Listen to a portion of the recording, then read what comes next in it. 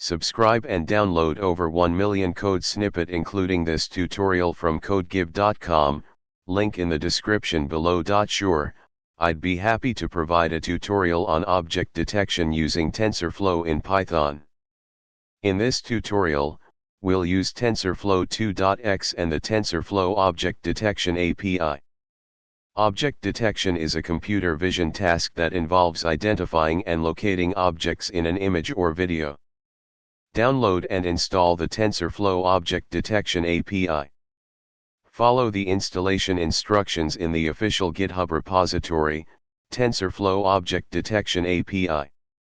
Download a pre-trained model from the TensorFlow Model Zoo. For this example, we'll use the efficientdet D0 model. Make sure to replace the placeholder paths with the actual paths to your pre-trained model, label map, and image.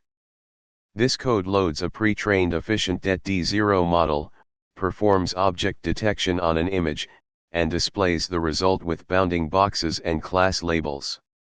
Adjust the parameters such as max_boxes_to_draw and min_score_thresh based on your requirements.